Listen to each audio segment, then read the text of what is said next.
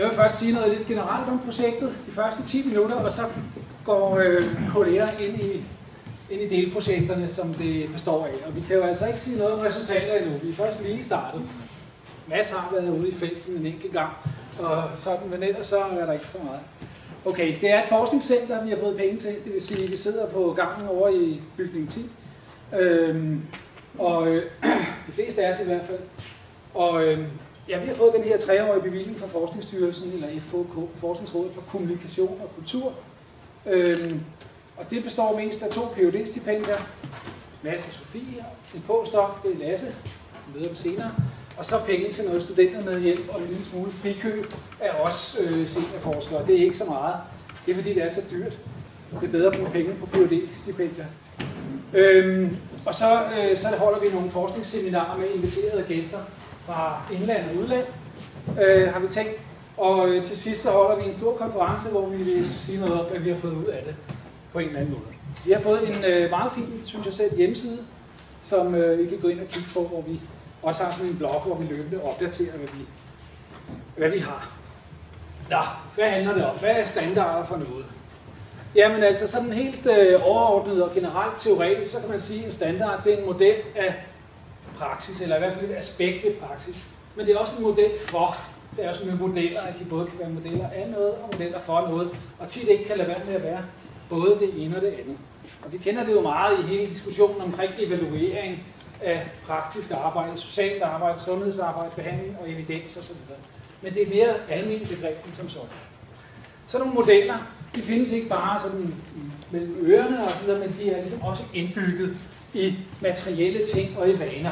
Det der Q, W, E, R, T, Y, der er nogen, der kender den sekvens der. Det er sekvensen på keyboardet. Ikke? Og historien om den, det er selvfølgelig, at grunden til, at det er sådan, det er, at i gamle dage, da man havde sådan nogle skrivemaskiner med mekanisk, der gjorde sådan, så var det vigtigt, at man havde en rigtig rækkefølge, så de ikke så tit gik i filiwau med hinanden. Det er totalt ligegyldigt, når vi har elektriske skrivemaskiner og computere, og man kan lave meget mere rationelle måder at bygge det op på. Men da det først er blevet bygget ind som standard i alle de maskiner og i alle de kroppe, som det er blevet, så er det altså for tungt at lave op. Så det er et eksempel på, hvordan en standard den er bygget ind i vaner, i kroppe og i maskiner, og ikke så lige. Den er sådan en træ.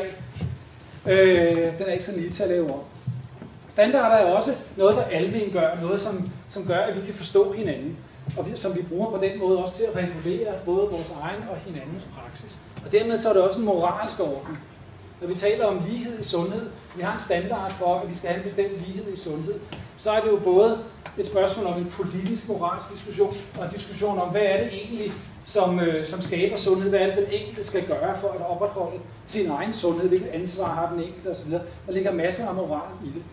Eller en anden slags standard kan være sådan noget som, når vi møder i feltet, vi er ude i, Mads og jeg, så møder vi sådan noget som sådan nogle fortællinger, som for eksempel, jeg har selv haft et misbrug af mad, jeg har selv overspiser eller sådan noget. Det er at redegøre for sig selv i sin fortælling som en, der har personlige erfaringer med misbrug. Det er sådan en slags standardfortælling, som findes mange forskellige steder. Når man bruger et så bredt begreb om standard, så handler det om, at vi bruger noget kulturhistorisk, kunne man sige, i bred forstand, almen psykologi, som snakker om betydninger og diskurser og hvad vi ellers kalder det. Det har mange navne, det barn. Og sætter det ind i sådan en aktuel diskussion om standardisering, som meget handler om styring, og som er meget omdiskuteret for tiden. Kan man standardisere for eksempel psykoterapi eller pædagogik? Bør man, skal man osv.? Man kan sige, at begrebet er ret tæt på et begreb om idealer, normer, metoder og mange andre begreber, man kunne bruge. Men vi synes, det var interessant at lave den her kobling. Og så vil vi særligt fokusere på det vækstlag, hvor subjekter og standarder skaber hinanden. For det tænker vi nemlig, der sker. Når standarder skaber subjekter, jeg talte før om det der keyboardet, som lægger sig som vaner, som måde vi tænker på, når vi skriver osv. Det er også noget, der bliver kaldt subjektivering, eller tilegnelse, eller dannelse. Og her er et eksempel på en standard, som skaber subjekter. Den her virker, og så kommer den her virker ikke. Det er en lille YouTube-video. Kan I se, hun prøver at gøre det med damebladet, som hun kan med iPad'en. iPad'en virker. Der er lavet standard med den der iPad, som gør, at lige pludselig så er damebladet blevet totalt forældet. Er det gået i stykker, eller hvad er det, ikke? Bare et lille eksempel på, hvordan en moderne standard har skabt subjekter. Nu skal vi se en gang med filmen. De er sjovt her. Okay, det er selvfølgelig også sådan, at subjekter skaber standarder, sætter standarder. Både sådan helt generelt, de er lavet af mennesker, men det er også sådan, at i konkrete situationer, der er der mennesker til at oversætte, genskabe i situationer og nyskabe standarder. Her er der et eksempel fra et speciale, der hedder Kirstine Høgsbro lige har lavet for nylig, som handler om humor. Og der er nogle børn i en skole, der har lavet nogle standarder for, hvordan man disser humoristisk mellem hinanden. Og den ene siger, der skal du måske lige tænke over, og det kan godt være, at du selv er lidt dængse der. Skifter til. Gå hjemme, dængse, det er meget svært at fortælle det her. Så siger André, din mor. Mand, skal du sige noget, din lille. Der har vi altså nogle bestemte, de har skabt kreativt i deres praksis med hinanden, nogle standarder for, hvad der er morsomt. Ikke? Altså, hvis folk sagde, hvis en eller anden sagde, din mor til mig, og jeg ikke havde læst det speciale i Kirstine, så ville jeg ikke vide, hvad der foregår. Standard, den skulle jeg først lære. Men det er bare et lille eksempel blandt mange på, det er noget, der bliver skabt af mennesker. Det er jo selvfølgelig relevant, fordi der er den her standardiseringsdiskussion. Moderniteten er en maskine til at etablere standarder, der bliver globaliseret, der bliver løsrevet fra de sammenhæng, de bliver dannet i, bliver disembedded eller løsrevet. Og det hænger jo sammen med, hvordan teknologisk og videnskabelig basering af praksis er noget, der breder sig alle mulige steder hen og har betydning for styring og selvforhold. New Public Management, altså NPM, er jo et eksempel på, hvordan man i stigende grad styrer den offentlige sektor ved hjælp af nogle standardforestillinger og standarder, som eksplicit bliver brugt som styring. Og hele udviklingen af selvhjælpssektoren er også en udvikling af nogle standarder. Hvis der er noget, der er standardiseret, så er det for eksempel, hvordan en 12-trinsorganisation, som anonym alkoholiker, fungerer som selvhjælp. Efterhånden er der nogen, der taler om, med reference til Baudrillard eller andre, at der etableres hyperreelle tegn. Altså det, at man reproducerer nogle bestemte tegn, nogle bestemte symboler, er ved at blive vigtigere end det, som symbolerne skulle henvise til. Fordi det indgår i styringen, den politiske styring. Og der er mange diskussioner omkring det. Det her det er jo kun en ridse i overfladen. Men der etablerer sådan en spaltning i videnskaberne. Det her det handler om, hvad vi forsøger at gøre ved det. Fordi der er en masse videnskaber, der arbejder med at skabe standarder. For eksempel sundhedsvidenskaberne, der skaber standarder for, at vi skal spise 6 stykker frugt om dagen og løbe 30 minutter, eller hvad det alt sammen er. Og så er der andre, der specialiserer sig i at problematisere den udvikling og alle de standarder. Nogle gør det med sådan en pragmatistisk indfaldsvinkel, hvor de siger, jamen vi kigger på, hvordan standarder er noget, der skal håndteres i konkrete situationer, og der sker også glemsel, og der er nogle studier der, som kigger på det. Diskursanalyse-traditionerne, som siger, at det er virkelig ikke bare nogle neutrale redskaber, det er magtudøvelsesformer. Og så er der forskellige former for holisme, kritisk holisme, som ligesom siger, at der er altså nogle helheder, som er afgørende filosofisk og værdimæssigt osv., som ryger fløjten, når vi kigger instrumentelt på årsager og virkninger. Vi bliver fremmedgjort for os selv. Og alle de der, de har fat i nogle rigtige ting, men der er et eller andet so what spørgsmål. Hvad gør vi så? Og der er vores indforskning der egentlig, at vi kan, selvom vi er nok så kritiske humanister, så kan vi ikke lade være, men vi kan ikke melde os ud af moderniteten. Vi er også med til at skabe standarder. Det kan man ikke ændre på. Al videnskab er i den forstand medskyldig i den her proces. Så på den måde så forsøger vi at realisere, hvad man kunne kalde en praktisk almen psykologi, fordi psykologien har også en tradition for at være praksisrefleksiv. Altså for at sætte til den dagsorden, hvad er det, vi gør for eksempel, når vi laver udviklingsbegreber og har forestillinger om, hvad standarden for den rigtige udvikling er. Det er der 100 års tradition for i psykologien også at diskutere. Og der er også en tradition i psykologien for at lave det her stunt med at lave sådan nogle empiriske studier af nogle, hvad der i virkeligheden er filosofiske grundproblemer, fordi det er jo det, vi egentlig har fat i. Det kan vi jo ikke løse, men vi kan måske alligevel skubbe på noget ved at lave nogle empiriske studier af det. Og det gør vi altså som sådan nogle kvalitative studier, det vil sige, at vi laver ikke så meget optælling, vi laver ikke så meget statistik osv., det er ikke det, vi er gode til. Og vi arbejder på nogle utraditionelle felter i forhold til standardiseringsdiskussion. Ellers vil man typisk netop kigge på sådan noget som evidensbasering og kigge på sådan noget som arbejdsorganisationer, altså de forskellige teknologi i snæver forstand osv. Vi kigger på nogle lidt andre felter, som I vil høre om lidt. Og så arbejder vi med, som jeg sagde, en bredt set kulturhistorisk psykologi. Mange forskellige afskygninger vil være repræsenteret, som I vil høre om lidt. Og man kan sige, at vi arbejder også ofte i sådan nogle, hvad vi kan kalde transdisciplinære felter. Selvom vi kalder det psykologi og almen psykologi, så er når man arbejder med developmental science, eller rusmiddelforskning, eller Science and Technology Studies, STS, så er der nogen, der ligesom går på tværs af forskellige discipliner. Det vil være en karakteristik af de tilgange, som vi har sådan mere bredt. Vi har så forskellige projekter, og det er dem, som I vil høre om nu i det kommende, og som vil realisere eller vil måske modificere nogle af de pointer, jeg har om helheden her. Sådan plejer det at være. Vi er så de to kritiske humanister i gruppen her, som har med udviklingsstudier og udviklingspsykologiske undersøgelser at gøre. Og overskriften for vores projekt her i fællesskabet, det har vi kaldt for børn og unge, almene standarder og særlige vilkår. Og grunden til, at vi har kaldt det eller lagt vægt både på det almene og på det særlige, det er, som vi skal komme ind på om lidt, at vi både tænker vores interesse i retning af, nogle grundlæggende forståelser af, hvad udviklingen er, hvad der er det særlige i menneskelivet for børn og unges vedkommende, hvad det vil sige at udvikle sig i sådan en kulturkreds og en samfundsmæssig sammenhæng, som den børn og unge lever i her på den ene side, og så nogle nedslagspunkter, som man kan også kalde det partikulariteter. Det særlige skal ikke forstås som, at det er nogle helt særlige børn og unge, vi kigger på, for det er sådan set nogle meget almindelige, gennemsnitlige børn og unge, som er lige så særlige eller partikulære, som alle mulige andre er. Så de særlige vilkår skal forstås som en hensynning til den metodologi og den metode, som vi har tænkt os at tage i anvendelse, hvor vi ligesom laver nogle nedslagspunkter i særligheder og kvalitative processer i børne- og ungdomslivet. Og før vi kommer mere ind på det, så skal jeg så lige præsentere, hvem vi er. Jeg hedder Jytte Bakken, og det her er Sofie Petersen, som er Ph.D.-studerende på vores projekt. Og så har vi været så super heldige, at der er 3 studerende, som vi har fået lukket med til at være med til at skulle lave den praktiske udførelse, altså være med ude og lave observationer og interview. Og vi har også allerede startet en lille gruppe op, hvor vi har tænkt os at blive ved med at holde møder jævnligt og gøre det til en form for fælles udviklingsproces. Så det bliver sådan en mindre gruppe under den større gruppe. Og der har vi Anna Frøsi, som sidder der, og David, som sidder ved siden af, og Charlotte, som sidder her. Og vi har nået at holde et par møder, og det tegner rigtig godt, synes jeg. Det bliver spændende med det samarbejde. Ja. Hvis vi skal køre over og sådan fortælle lidt om de enkelte projekter, så har vi jo sådan en fælles, åbenhed og bredde, for man kan sætte projekter op på mange måder. Man kan sætte det op som, at vi vil undersøge en lille konkret sammenhæng mellem det og det.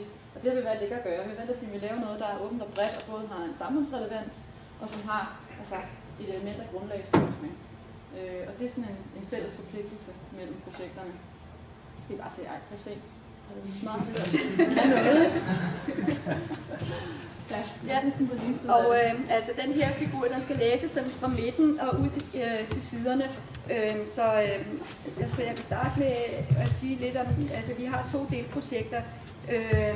Og det delprojekt, som jeg står for, det er studier af børn i processen, hvor de starter i skolen. Det vil sige overgangen fra børnehave til tidlig skolestart, eller overgang fra børnehaveklasse til 1. klasse. Og så det vil sådan helt konkret empirisk være det, som jeg går ud og kigger på. Hvad sker der i de her børns liv, hvor vi skal med ud i familien, og vi skal ud og måske være med ligefrem når de spiser aftensmad, eller vi skal være med, når de står op om morgenen, eller hvad sker der med deres aktiviteter i weekenden, når hele familien er samlet, eller vi skal være med i skolen. Vi skal være med dem nogle gange i forhold til fritidsaktiviteter, SFO'en, når de er hjemme hos nogen, eller når de har nogen med hjemme og lege, og hvad de så i øvrigt foretager sig i løbet af deres hverdagsliv. Det har vi tænkt os at følge, sådan, så de kommer ud i nogle perioder og studerer de her ting. Og vi vil så både følge børnene med rundt i deres forskellige livssammenhænge, og vi vil også snakke med dem. Måske ikke sådan formelt interviewe dem, men have nogle samtaler med dem om episoder, der kunne have været i løbet af dagen, eller ting, de går og tænker over omkring deres liv osv.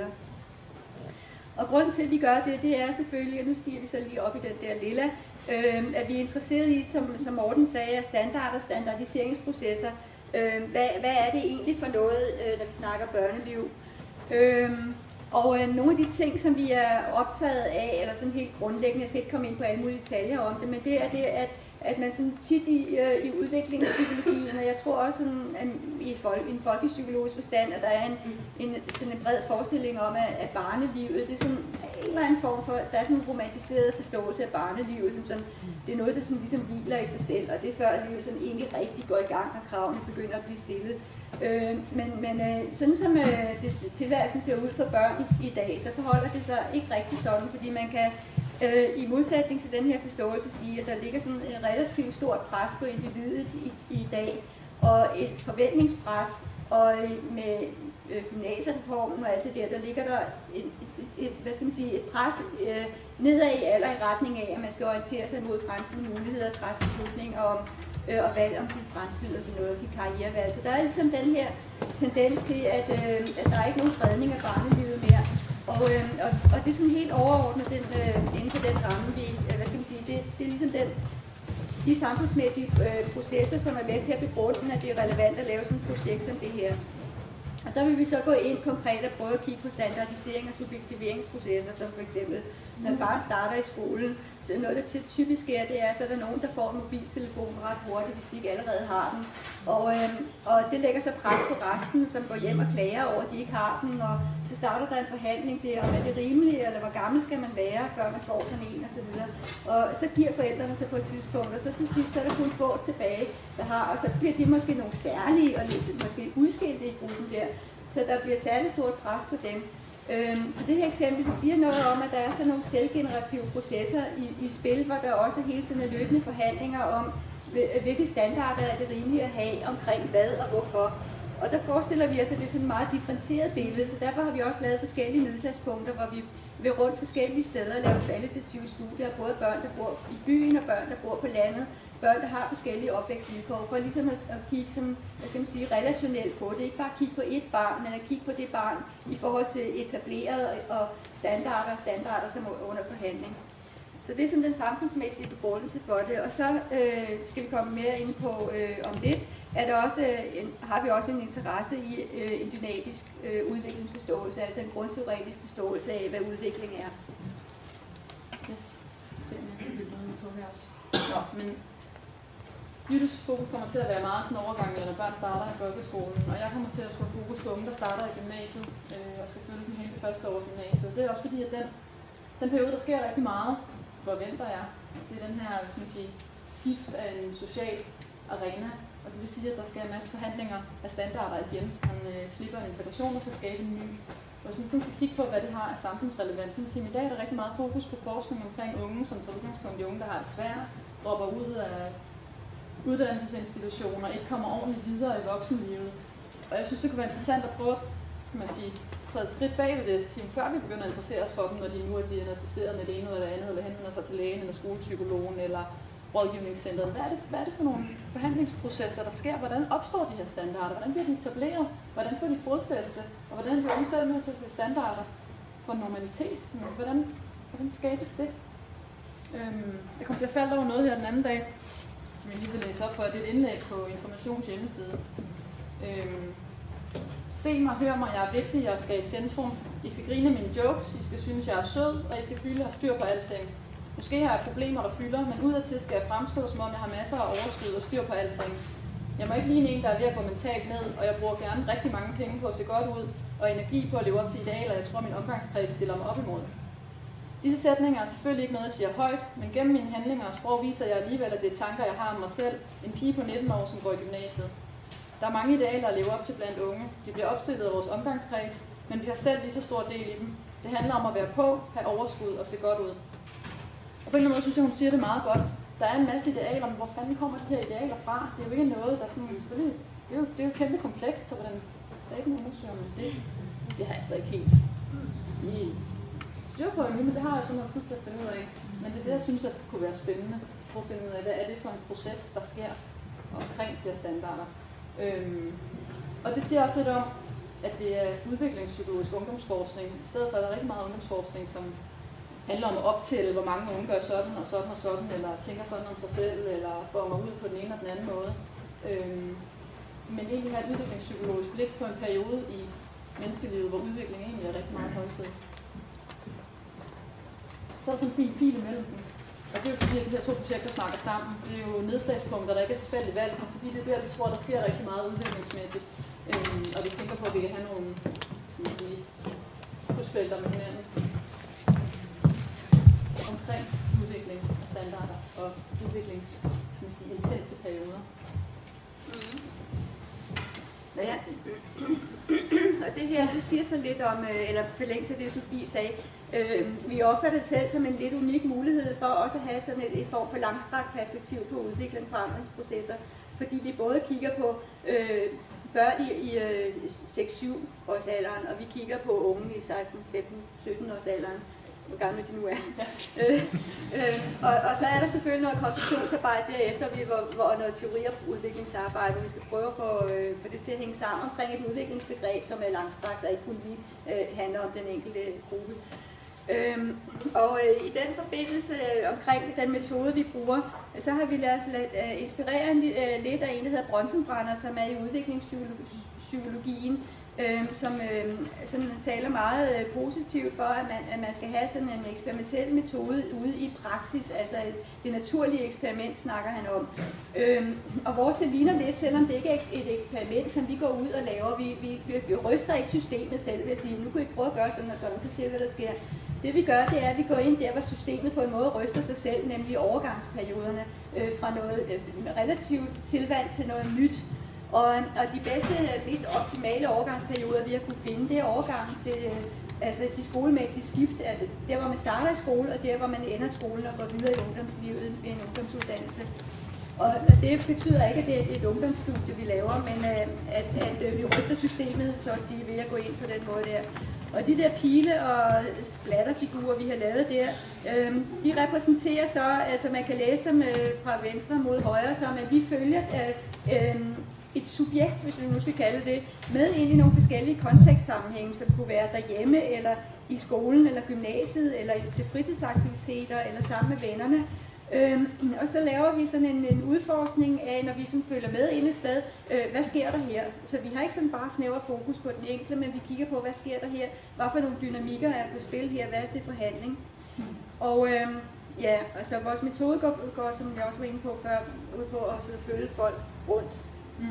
Og vi skal til at speede op. Vi skal speede op, kan jeg mærke. Ja. Vi har lige skrevet forholdslæs og livssammenhæng og miljø og proces. Det er fordi, det vil jeg rigtig gerne have blik for det her, men hvad er det egentlig, de her nye sammenhænge ligger op til? Hvad inviterer det til af selvforståelse og handlemuligheder, både institutionelt og socialt, og hvad er det for forventninger, man selv har, og hvordan følger det sammen med den mulighed, man faktisk så ser i de nye sammenhæng? Og hvordan ændrer miljøerne sig, når man lige pludselig deltager et andet sted og kommer hjem med det? Og, altså de der dynamikker. Så lige for afslutning, nu speeder vi så lige op for at nå den sidste her. Altså for det grundteoretiske udviklingsmæssigt, der er selvfølgelig nogle diskussioner i udviklingspsykologien om, hvordan man ikke lige skal forstå udviklings- og forandringsprocesser. Og her til venstre, der ser man sådan figurativt den sådan ofte udskældte model, der handler om, at udvikling, det er sådan blikket udefra, hvor man kigger ind på nogle børn og unge og siger, nå, men du har den alder, så kan du nok det og det, og når du har den alder, så kan du nok noget andet. Så man har ligesom sådan en lineær udviklingsforståelse, hvor man også egentlig har forestilling om, hvad det hele skal ende med. Og så kan man så trække en tråd og sige, jamen det er så tilværelsen det her.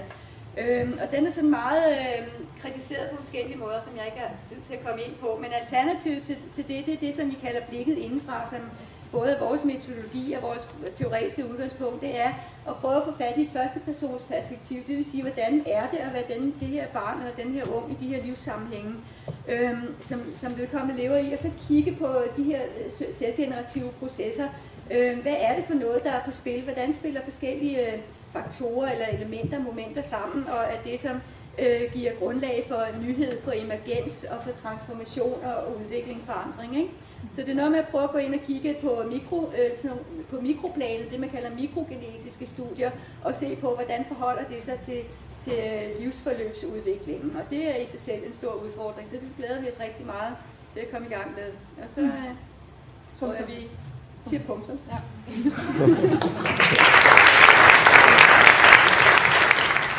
Ja, men så er det min tur. Jeg hedder Lasse Mørnert Jensen, og jeg skal til at lave et postdoc-projekt her i substandsgruppen med titlen Selvmonitorering og personlig livsførelse. Jeg er ikke begyndt endnu. Jeg starter først senere med det her 2-årige projekt, jeg har fået penge til. Så det, jeg fortæller nu, er planen og emnet. Og så vil jeg prøve at præsentere det empiriske arbejde, jeg tænker mig at lave også. Min baggrund har været et PhD-projekt, i ikke færdiggjort, i personlighedspsykologi. Og jeg vil komme til at videreføre det fokus på individet, på det individuelle subjekt i gruppen her. Så det vil sige, at jeg kommer til at forske mere i, hvordan den enkelte tager samfundsmæssige standarder, materielle standarder, og laver noget individuelt ud af dem. Og det samspil, der er mellem to, hvordan der skabes individuelt. Men altså det her selvmonitoreringsbegreb, det er altså et begreb, der har en psykologisk historie. Man benytter selvmonitorering i nogle former for terapiforskning. Der er definitionen her fra Coleridge og Milton Gray, hvor de snakker om, at selvmonitorering det er en assessment-procedure, som involverer datasamling, lavet af klienten, primært i naturalistiske settings. Man taler også om experience sampling, altså at folk ligesom samler erfaringer løbende, for derved at undgå de problemer, der kan være med genkaldelse og erindring, hvor folk aggregerer deres erindringer frem for at huske, hvad der egentlig skete. Og i den her type forskning har man også haft fokus på, om folk var i stand til at se deres følelser, diskriminere mellem følelser eksempelvis, og om de også kunne sørge for at skrive dem ned, når de nu huskede dem, om folk nu var i stand til det. Det vil sige, det er fokus meget på validitet, altså om subjektiviteten som et problem, at vi vil gerne vide, hvad folk reelt føler, og ikke så meget, hvad de mener at huske at føle. Men samtidig har man også fundet ud af, at i meget selvmonitorering også virker som et redskab i sig selv. Og det er også noget, man benytter i nogle terapeutiske interventioner. Man giver folk dagbogsøvelser, eller man giver folk mulighed for at holde øje med sig selv, og derved sker der også en ændring af deres symptomer eller lignende. Så subjektiviteten i den her selvmonitorering kan altså både være et onde og et gode. Vi er vant til som psykologer at kigge meget på, hvad folk laver her, og hvad de siger og tænker. Nu har jeg ikke så meget tid som de andre, så det blev hurtigt slet i stedet for. Og vi gør det også sammen med andre. Vi lærer os selv at kende sammen med andre, og den samfundsmæssighed, som Morten talte om, og som de andre vil være meget optaget af. Det var mit fokus at være meget mere på den her refleksivitet, som vi hele tiden også benytter os af. Altså vi både handler, vi både lever livet, men vi tænker også over det. Og frem for at se det som en problematik, om folk er i stand til at sige, hvad de reelt laver, så prøver jeg at kigge på, hvad sker der, når vi prøver at reflektere over, hvordan vi lever livet. Der sker så også det uden for psykologiens vægge, at selvmonitorering er blevet en samfundsbevægelse, eller i hvert fald en bevægelse blandt nogen. Man taler for eksempel om self-tracking, quantified self er en bevægelse, der hedder. Quantified self startede som sådan en form for teknonørdgruppe i Kalifornien blandt programmører og lignende, som begyndte at se, om man kunne benytte forskellige, for eksempel mobiltelefoner eller lignende computerprogrammer til at monitorere fysisk aktivitet, psykisk aktivitet, humør osv. Man kan sige, at det er problematikken, den gamle græske problematik om at kende dig selv, her til know thyself by numbers i stedet for psykoanalysens, sådan kan man sige, den kliché, som psykoanalysen har måske bidraget til vores kultur om, at vi kan tale os frem til os selv, eller i hvert fald komme i kontakt og i dialog med vores ubevidste, så har de her folk et fokus, naturvidenskabeligt fokus på tallene. Kom ud over talen, og i stedet for at se på tallene, fordi tallene lyver ikke. Som en af talsmændene for bevægelsen, Gary Wolf, har udtalt det, at if you want to replace the vagaries of intuition with something more reliable, you first need to gather data. Once you know the facts, you can live by them. Så der er altså et udviklingsprojekt i det her. Kend dig selv og bliv bedre. Og teknologien har givet os muligheder. Og teknologien giver os også muligheder for at komme ud over det her med selvløgnen, og at man kommer til at lade være med at springe den daglige motion og lignende over. Ikke? Så som de siger her, at we don't pose in front of a computer. Altså, det handler ikke så meget om at nødvendigvis at komme til den rigtige erkendelse, men at komme i gang med at kende sig selv. Så det handler både om optimering, men også om opdagelse. Det er ikke kun noget med, at vi skal tune os selv. Vi skal også finde ud af de sider, som ligger gemt væk. Some of us aren't standard. After all, perhaps many of us aren't. Der er også en anden individualisme her i det. Fordi det er ikke om at blive ligesom alle andre, men at finde ud af, hvordan jeg er helt speciel. Hvis du er utilfreds med din læges mening, så kan det være, at du egentlig selv skal prøve at finde ud af, om du ikke er ligesom andre. Altså den individualitet, som videnskab prøver at komme væk fra, det er her fremhævet som et positivt. Nå, jeg har selv prøvet at lave noget af det her. Det er et eksempel på sådan noget, jeg har lavet lidt forforskning her, kan man kalde det. Men et såkaldt program, der hedder Moodscope her. Ikke? Så jeg forsøgte på at kigge på, om mit humør kan sige noget om mig selv. Ikke? Som det hedder her, Det handler om at lave nogle vaner, ikke? Altså, clean your teeth, wash your face, measure your mood. Det skal være noget, man gør hver dag, ikke? Tanken her er den ret simpel, ikke? Altså, at når vi prøver, når vi har den følelse af, at nogen holder øje med os, om det så er andre eller os selv, så ændrer den efterhånden. Altså hele selvmonitoreringens reaktivitet bliver her et personligt lille arbejdsredskab. Og så går man ind, og så laver man en profil, og man går ind hver dag og laver sådan en lille PANAS-skala. Vi kender den. 20 negative følelser og 20 positive følelser. Så man så siger, hvor meget det passer på en. Og så får man så en score ud af det. Og så får man så en mail hver dag med sådan nogle følgeord og et lille filosofisk opslag. Der kan stå ting som det her. By becoming a mood scoper, you're pretty much at the leading edge of self-quantification yourself. And you thought you were just flipping cards and spinning a few cards. Actually, you're ahead of the pack. Det er så mig, ikke? You have the foresight to recognize that maybe, just maybe, there is something really important going on out there. Så tanken er altså lidt, altså både pionerånden der ligger, som der tager hele den her akademiske problematik og gør den til et selvudviklingsprojekt. Det handler lidt, altså man kan sammenligne det, og det gør de selv her, det er en lille figur fra deres side, ikke? Altså, det her self-tracking handler lidt om det samme, som egentlig vægtvogterne gjorde, ikke? Altså, du skal måle, du skal holde styr på det, og så skal du dele. Fordi når først du deler, så får du bragt det ud af din egen redskab. Det handler stadig om at gøre dig selv bedre, men andre skal hjælpe dig, ikke? Altså, her kan det et eksempel på det, ikke? Altså, her kan man se, hvordan mit humør har kørt op og ned her siden december og her til marts. Det jeg prøver at kigge på nu, jeg ved, hvad der skete der. Altså, nu har jeg så tænkt mig at kigge på, faktisk skal jeg til at lave planen er at lave en undersøgelse, hvor nogle virksomheder prøver at kigge på sammenhæng mellem humør og produktivitet, og det passer slet ikke. Fordi altså, jeg har haft det alt for godt i forhold til, hvad jeg har fået lavet her på det seneste. Så, nå. Men altså, der sker altså noget med, at den her self-tracking bliver, altså, hvad der har været en akademisk og en filosofisk problematik, er altså også et personligt anliggende, men det har også nogle samfundsmæssige konsekvenser. Altså, self-tracking, det er en form for self-management gennem standarder. Men så er det samtidig også en, altså, det er ikke kun self-enhancement, det er også societal enhancement. Den positive psykologi for eksempel har jo bragt et fokus ind også i organisationspsykologi, virksomhedsledelse osv., hvor man kigger ikke bare på effektivitet og produktivitet, men også om de medarbejdere, der er nu også har det godt nok. Man taler f.eks. om psychological capital, et begreb fra Fred Lufens her, ikke? Simpelthen omkring, at man kan måle, eller man kan se en effekt fra individernes, medarbejdernes humør på bundlinjen, og det mener man kan. Så altså, hvis nu mennesker bliver bedre til at tage vare på sig selv, tænker man her, jamen så kan det være, at samfundet også bliver bedre, de virksomhederne bliver samfundet, det bliver bedre borgere. Så der sker altså en masse her. Hvad gør man så, hvis man er på forskifte?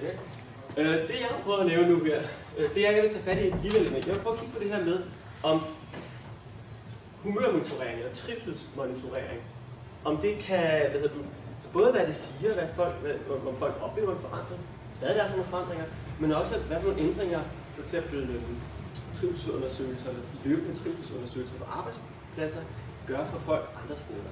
Så hvordan ændrer vi vores tilværelse ud fra det, eller hvordan laver det her rod i vores tilværelse? For som så mange andre standarder, er det jo ikke enten et plus eller et minus, det er ikke bare samfundet, der trækker sig ind på os.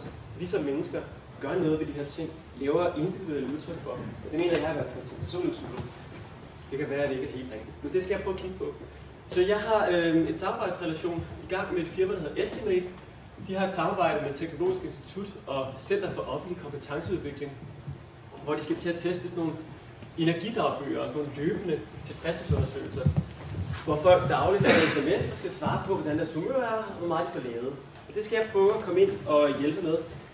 Så der kommer faktisk noget tal ind her også. Jeg skal lave nogle kvantitative målinger også på det, eller jeg skal prøve at bruge det her kvantitative materiale til at se både om der er en variation mellem mennesker, men også om der er nogle variabilitetsmønstre over tid.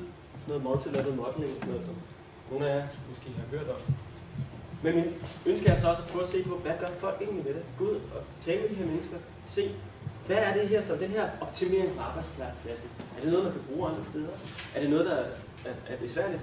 Min anden erfaring med den mood-track har været, at jamen, jeg bliver måske mere opmærksom på humør, om jeg er glad eller ked af det. Men det er ikke så rigtig haft nogen effekt. Tværtimod på mit projekt. Jeg føler jo som en hver god PhD-studerende, at det kan jo også være, som nu for eksempel Estimate har erfaringer med, at nogle virksomheder, jamen, medarbejderne siger fra over for den her monitorering. Ikke så meget, fordi de føler det som et indgreb, men det tager tid, det er for besværligt. Så kan man egentlig komme til at lave den her monitorering, uden at man belaster for det. Nå.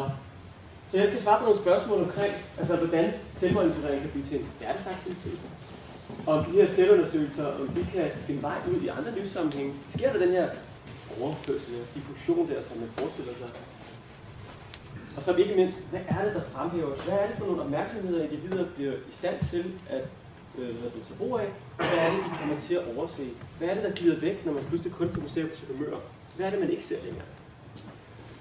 Ja, det er det, jeg skal lave. Som sagt, det sker ikke endnu, men derfor er man meget velkommen til at spørge mig om, hvad jeg har tænkt mig at lave alligevel. Tak.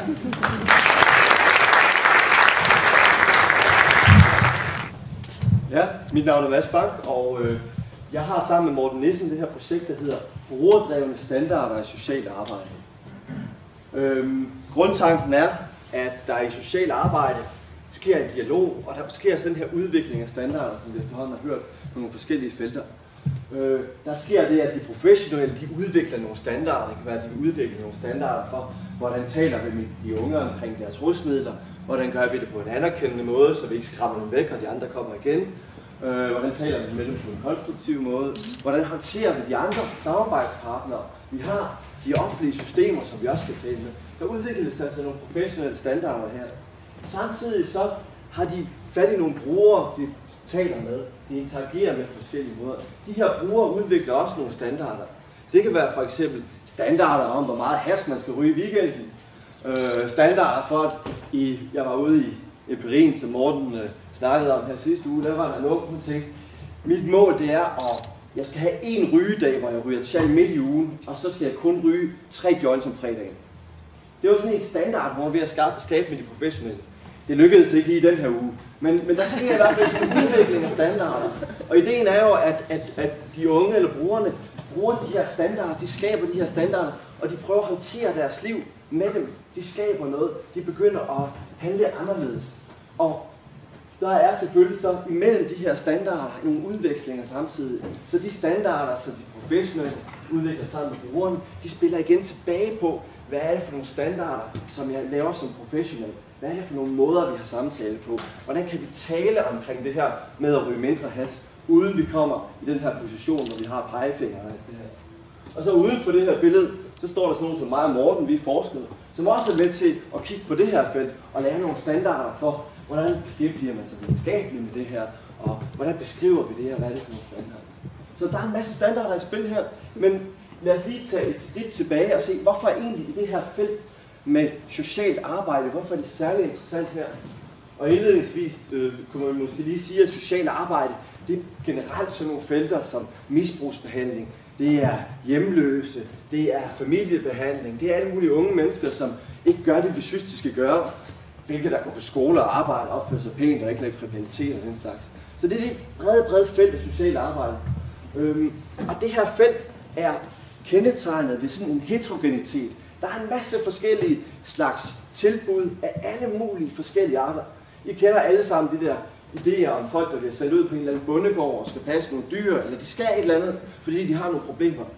Og generelt så må vi sige, at vi har ikke rigtig nogen viden om, hvad er effekten af de her tiltag.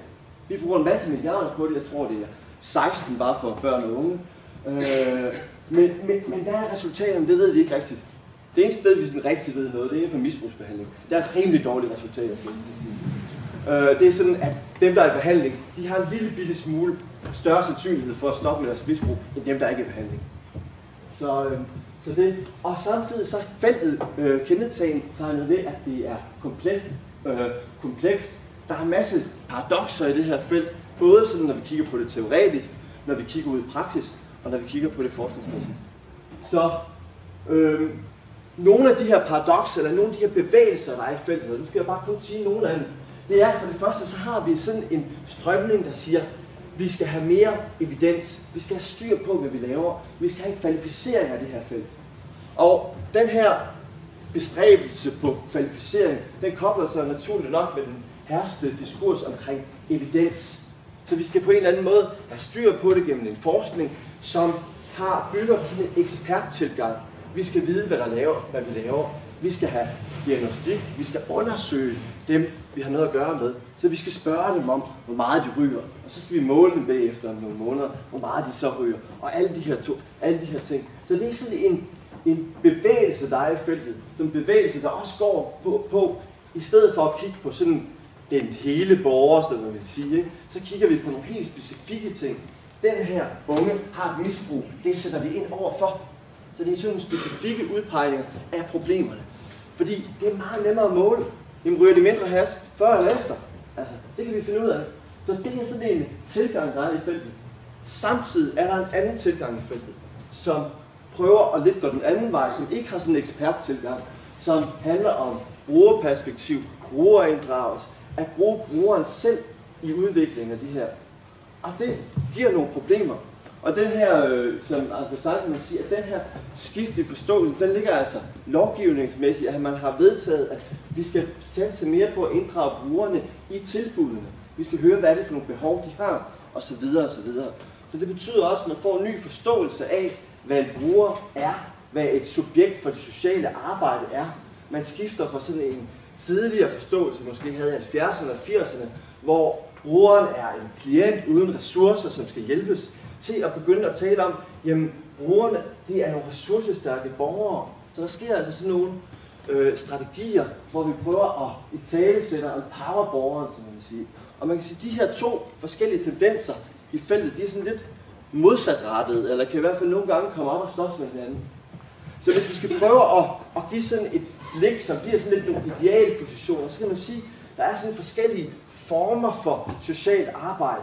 Der er nogen, som vi taler om, er sådan lokale, fleksible, som er baseret på en specifik praksis. Det her specifikke bondegårdstilbud, eller det her specifikke sted, hvor vi laver rusmiddelbehandling. Vi gør sådan og sådan. Vi udvikler tingene her for os selv. Så er der nogle andre ting, andre som er mere sådan globale, som har sådan mere evidenstankegang at sige, at vi gør det her på den her måde, og det gør vi i alle institutionerne. Og man kan sige, at det er selvfølgelig to yderpunkter. Der er nok ikke nogen af dem, der er kun det ene eller det andet. Men det er sådan det, vi står og bevæger os imellem. Og den der. De lokale herovre, der kan vi sige, at der kan vi løbende udvikle vores praksis. Vi kan finde ud af, hvad er det for nogle brugere, vi har. Er det de unge nede på Blågårds Plads? Er det nogen, der ryger hash op i Skagen? Hvad er det for nogle forhold, der kan sig gældende for de her unge? Så vi kan tilpasse vores indsatser. Lige nøjagtigt til den her gruppe. Vi kan have nogle, jeg har kaldt det her, lokale eksperter, som altså både kan være de professionelle, det kan også være brugerne, vi spørger, hvad er det egentlig, der skal til, for at vi kan lave et tilbud til dig, så du kan komme med. Så det er den ene side af sagen. Den anden side af sagen, kan man sige, det er de her globale, det er evidensbestræbelsen. Her kigger vi på en praksis, hvor vi kan ligesom beskrive det manualt, og så kan vi ligesom gøre det samme igen og igen. Her har vi ligesom nogle universelle eksperter, har jeg kaldt dem her, som ligesom at sige, jamen vi ved det og det inden for rusmiddelforskning, eller hvad det nu er, og så gør vi sådan og sådan. Og det gør vi hver gang, alle steder. Det er rigtig nemt at sammenligne. Der er nogle fordele og ulemper ved begge dele. For det første herovre i det lokale, der kan vi sige, at der har nogle udfordringer, fordi praksis skal på en eller anden måde ikke kvalificeres eller almengøres gennem eksterne referencer. Vi ved ikke noget om den her praksis virker. Det er den enkelte praksis. Vi kan ikke rigtig sammenligne den på tværs, eller vi kan ikke rigtig udvikle den på tværs af praksis. Det kan godt være, at vi har en idé om, at nede i København gør de et eller andet rigtig fedt i det tilbud, de har, der hedder YouTube med unge og rusmidler. Men hvordan kan jeg gøre noget, der ligner et andet sted? Samtidig har den her tiltag en risiko for sådan en vilkårlighed eller en individualiserende, essentialistisk tilgang. Det, som der er nogle undersøgelser, der blandt andet peger på, det er, at det bliver sådan en forklaring, at hvis de unge nu ikke står med deres misbrug, så er det fordi, de ikke er motiveret. Så får vi sådan en forklaring, som ikke rigtig får os videre, så må motivationen være noget fast inden i individet på tværs af kontekst. På den anden side har vi de her globale, kan man sige. De har de udfordringer, at vi omvendt ikke kan tilpasse os til de lokale brugerbetingelser. Vi kan ikke udvikle vores praksis, når vi finder ud af, at det der virker sgu ikke så godt. Fordi vi skal jo gøre det samme igen og igen, for at kunne sammenligne det. Og så er der også meget af det her, der har en manglende forståelse for de sociale betingelser. Vi kan påvirke og forstå, hvad er det for en kontekst, de her unge indgår i. Og vi risikerer i mange af dem her at få sådan en reduktionistisk, symptomfokuseret indsats, Så det er misbruget, der er problemet, og når den unge så ikke misbruger, i hvert fald det stof, vi behandler dem for, så er vi ligesom kommet over problematikken. Så det kan man sige, det er ligesom nogle af de paradokser, der ligger i det her felt omkring det sociale arbejde. Jeg fandt et fint citat omkring det her. Jeg skal til at tælle endnu hurtigere, end jeg gør nu. Som vi kan oversætte til, at der er sådan to totaliserende tendenser, der truer det sociale arbejde. At der er for meget orden, vi skal hele tiden gøre det samme, eller at der er for meget uorden. Vi har slet ikke styr på, hvad det er, vi gør. Det bliver tilfældigt på en eller anden måde. Og det har vi jo selvfølgelig en idé om, hvordan vi kan komme rundt om det. Alternativet her, brugerdrevne standarder, at vi udvikler nogle standarder i samarbejde med brugerne, både de professionelle og de unge, så vi på en eller anden måde både får noget, der er stabilt til vis grad, og noget, der er fleksibelt i forhold til de konkrete betingelser. Så det er vores projekt, og det foregår. Udgangspunktet er U-Turn, som er en behandlingsinstitution her i København, som arbejder systemisk, narrativt, løsningsorienteret, inspireret med unge og misbrug. Og U-Turn blev startet op på baggrund af nogle undersøgelser omkring, hvad var det egentlig brugerne, hvad var det egentlig de unge efterspurgte, hvad skulle der egentlig til, for at de kom sådan et sted her. Og så har vi prøvet at udvikle på U-Turn, og så har Socialstyrelsen prøvet at sagt, lad os prøve at undersøge nogle forskellige interventioner i forhold til unge. Så de har bedt U-Turn om at sige, kan I prøve at beskrive det som en eller anden slags model? Det ved jeg, at U-Turn i første omgang var lidt kritisk over at sige, men vi er jo ikke en model, vi gør jo noget forskelligt hele tiden, det er jo det, der er en del af modellen. Men alligevel så har man alligevel kunne beskrive noget af det, de gør, og det skal de så op i Helsingør prøve at implementere, de skal prøve at tage den her model og overføre i deres praksis i forhold til deres brugere. Så det leder os frem til vores konkrete projekt, som er delt i to delprojekter.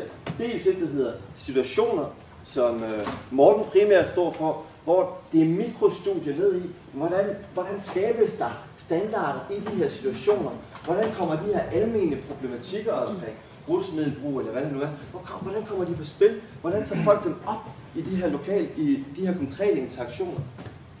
Og koblet til det, så vil jeg så kigge på det, der hedder translations.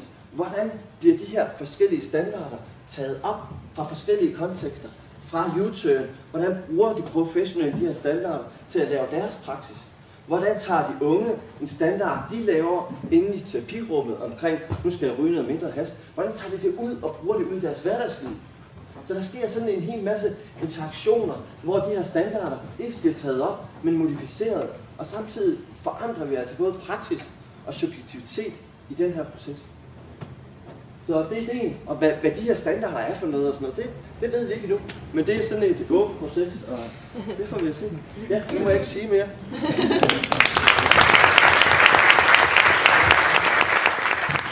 Ja, god eftermiddag. Jeg hedder Torben Melgaard Jensen. Jeg kommer fra DTU, som man kan se. Det er det, man kan pege med. Jeg tør ikke rigtig trykke på det.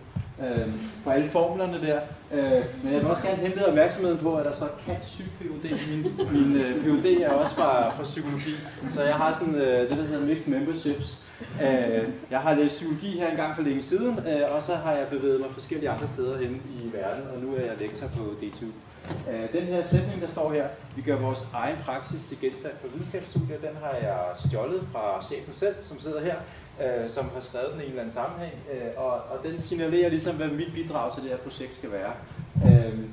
Mit bidrag det er nemlig at føde ind i en proces, hvor alle de her folk, som er her med deres meget spændende empiriske projekter og mange tanker, på en eller anden måde er i en refleksiv proces, som har noget med videnskabsstudier. Det skal jeg forklare lidt nærmere nu, hvis jeg kan. Først og fremmest så, det kommer til en rækkefølge.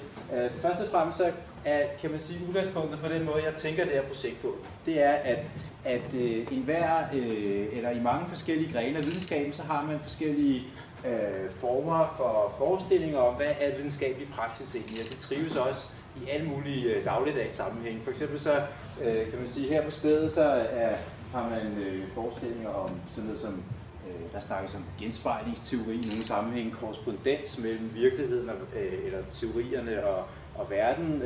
Hvis man er mere videnskabsfilosofisk inklineret, så taler man måske om falsifikation og citerer Popper. Der er sådan noget, der hedder videnskabelige begreber over for dagligdags begreber. Der er nogle begreber, eller de har forestillinger om, der findes nogle rationelle måder at tænke på, og mere irrationelle måder at tænke på. Alle de her ting trives i vid udstrækning i vores kultur. Så det vil sige, at selv hvis man står uden for en bestemt videnskabsgren, så har man som regel alle mulige forestillinger om, hvad der foregår derinde alligevel. Problemet ved mange af de her ting, det er, at de sådan set er lidt, kunne man sige, lænestolsfilosofiske. I hvert fald så er det muligt at undersøge videnskab på en anden måde, og det er faktisk noget, som man har gjort inden for et lille felt under sociologi, eller under antropologi, sociologi og flere forskellige andre ting, et lille tværfagligt felt, der hedder Science Studies. Fra starten en gang i 1970'erne, der begyndte man at lave detaljerede antropologiske undersøgelser af, hvordan forskere rent faktisk arbejder. Der var nogle folk, som havde en antropologisk uddannelse, og de tænkte, jamen nu er vi jo verdensmestre i at studere, hvad der foregår i den tredje verden, men det kunne være spændende at vende hjem til den såkaldte første verden og undersøge, hvad er det egentlig for nogle mærkelige ritualer og praksiser og ting og sager, der foregår i videnskabelige laboratorier. Vi kan se, at videnskabelige laboratorier, de der folk har en enorm prestige, en enorm gennemslagskraft. De producerer nogle former for sandheder og viden, som vi alle sammen tror på, og som vi kan forstå er enormt vigtige for vores samfund. Men hvad er det egentlig, den her mærkelige stamme herinde, hvad er det egentlig, de gør? Hvordan lykkes det dem at gøre det? Hvad er det for en form for magi, de udøver? Så det var der en række antropologer, der kastede sig over det interessante spørgsmål, og se på, hvad er det for en praksis, der foregår. Ikke sådan tænke, er det rationelt, eller klassificere de eller sådan noget, men at se på helt konkret, hvad er et dagligdags arbejde i et laboratorium? Hvad er det dagligdags arbejde, der skal til for at producere videnskabelige kendsgerninger, for eksempel? Og når man stiller spørgsmålet på den måde, når man ligesom gør sig lidt til antropolog i hovedet og tænker, nu skal vi se det en lille smule udefra, man kunne sige parentes, ligesom hvis man var faldet ned fra Mars eller faldet ned fra DTU og kommet hen til en flok psykologer, så får man lidt andet blik på, hvad der foregår. Og en måde at forklare det på, det er, at man kunne sige, at man bliver lidt mere fokuseret på logistik. Hvordan ligesom bliver ting transporteret fra A til B, hvordan bliver noget til noget andet. I stedet for at have forestilling om det logiske operationer, vi har at gøre med. Altså, Tintin er et godt eksempel på en genre, hvor man er god til at snakke om logistik. Altså, der er jo ikke... Hvis nu man skulle lytte lidt sådan på en abstrakt måde til nogle oplæg her, så kunne man sige, her der blev driblet mellem, der blev sagt noget om modernitet i det ene øjeblik, så bliver der taget citater fra konkrete unge, der joker i det andet øjeblik, og der bliver tegnet piler og modeller og sådan noget. Så der er nogle interessante spring rundt, som for alle jer indforstået ikke virker som spring, men alligevel er nogle interessante koblinger mellem ting. Og der kan man sige, en god Tintin-tegneserie, hvis Tintin skal fra A til B, så er der sådan en dejlig tegning af, at okay, så gør man sådan helt konkret det, man hopper op motorcyklen, så klatrer man over rebet og så videre.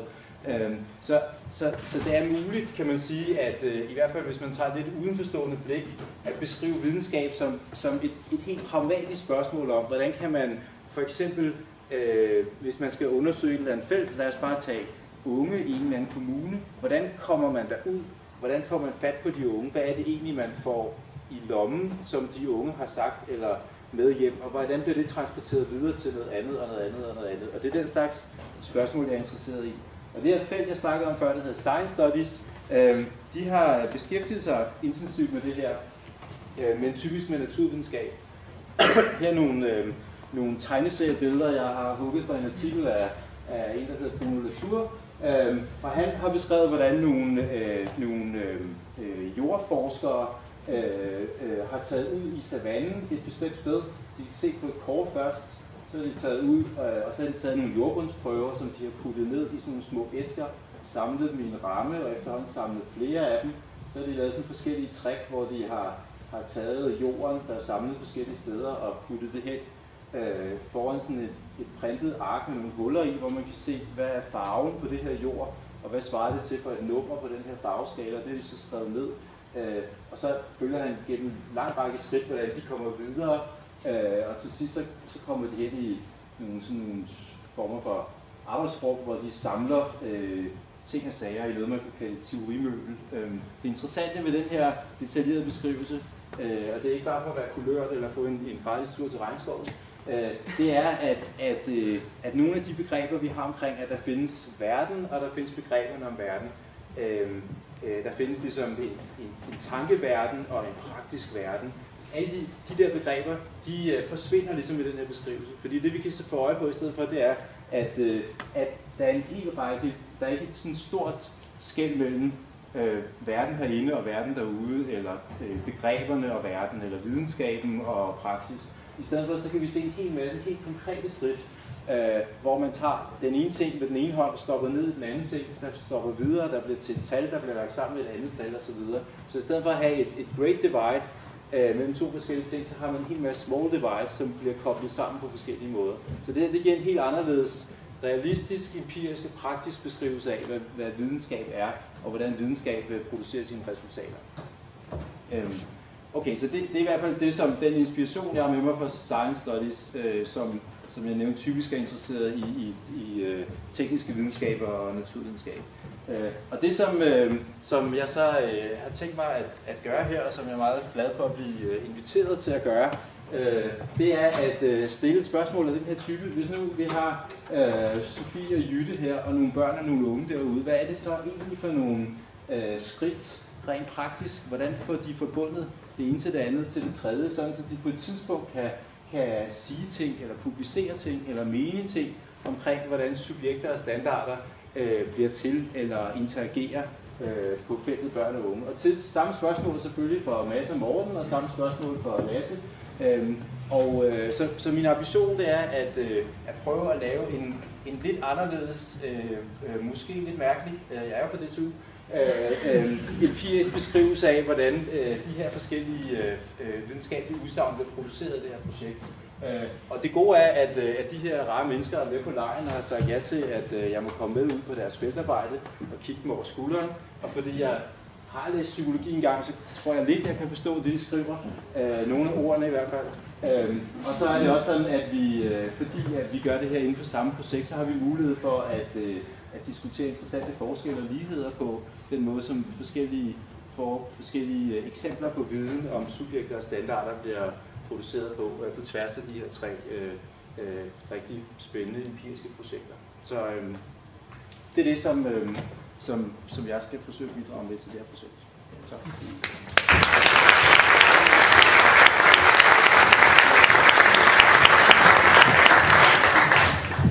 Ja, vi er selvfølgelig glade for, at vi takket være Torben er tværtinstitutionelle.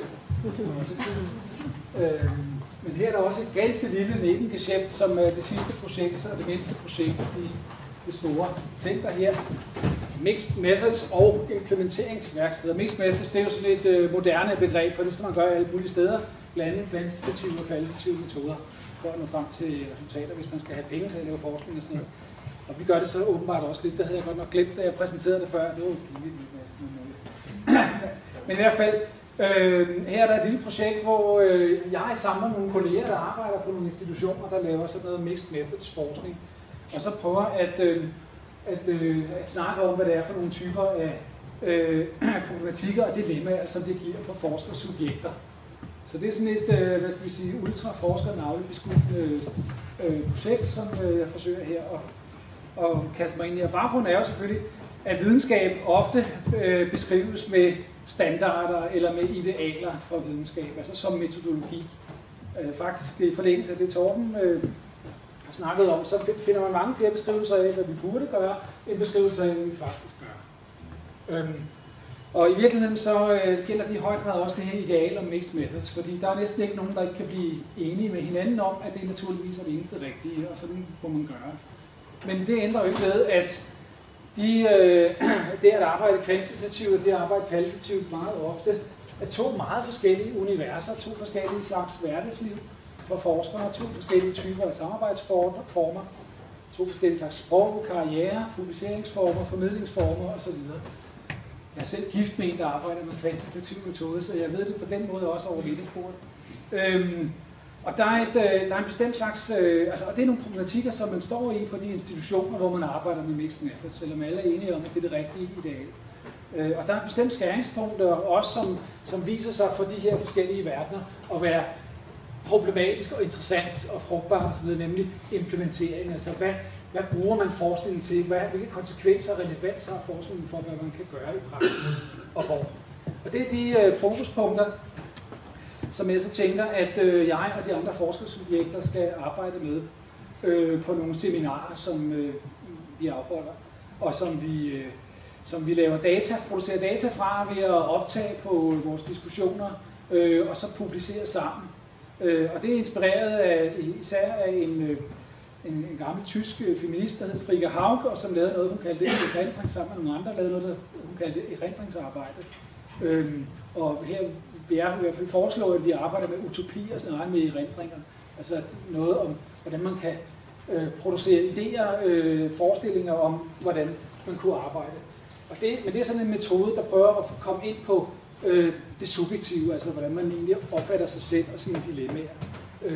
Så det er sådan en særlig navlepillerprojekt, der også på den måde er videnskabsrefleksivt, men på en særlig måde og et særligt lille hjørne af det her.